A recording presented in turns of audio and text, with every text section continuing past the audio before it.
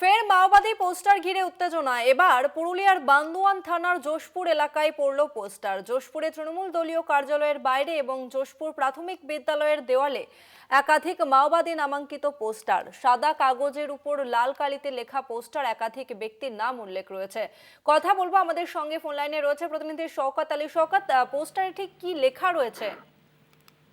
যেহেতু আমার বললাম কি বেশ কয়েকদিন আগে বড় থানা এলাকায় কিন্তু ঠিক একইভাবে সাদা কাগজে লাল কালি নামাঙ্কিত মাওবাদী পোস্টার উদ্ধার হয় এবং ঠিক একেবারে আজ রবিবারে আজকে সাত সকালে কিন্তু আবারও বান্দোয়ানের যে যশপুর যে এলাকা বান্দোয়ান থানার সেখানে কিন্তু একেবারে যে তৃণমূল যে কার্যালয় সেই কার্যালয়ে একদম দেওয়ালে সাঁটানো রয়েছে সেই মাওবাদী পোস্টার, মাও নামাঙ্কিত পোস্টার। অন্যদিকে ওই যশপুর এলাকায় একটি প্রাথমিক বিদ্যালয় রয়েছে, সেই বিদ্যালয়ে কিন্তু একাধিক মাও নামাঙ্কিত সাদা কাগজে সাদা সাদা কাগজে একদম লাল কালিতে লেখা রয়েছে মাওবাদী।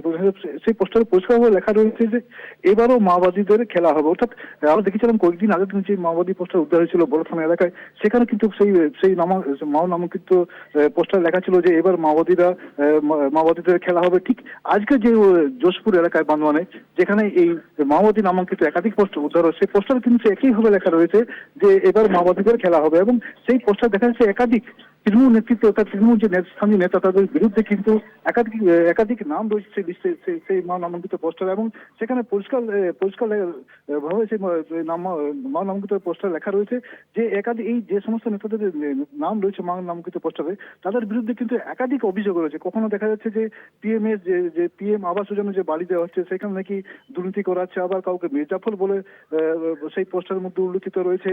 আবার লেখা রয়েছে পার্টির নাম করে বিভিন্ন জায়গায় পঞ্চায়েতে টাকা চাওয়া হচ্ছে, বিভিন্ন যে কর্মকাণ্ড রয়েছে সরকারি প্রকল্প সেখানে কিন্তু একাধিক তৃণমূল নেতৃত্বে নেতার বিরুদ্ধে কিন্তু সেই পোস্টার যেমন নাম রয়েছে এবং তাদের বিরুদ্ধে একাধিক দুর্নীতির অভিযোগ পরিষ্কার দেখা যাচ্ছে সেই নামাঙ্কিত পোস্টার। ইতিমধ্যে সেই পোস্টার বান্দোয়ান থানার পুলিশ উদ্ধার করেছে এবং পুরো ঘটনা তদন্ত শুরু করেছে বান্দোয়ান থানার পুলিশ। ধন্যবাদ শওকত।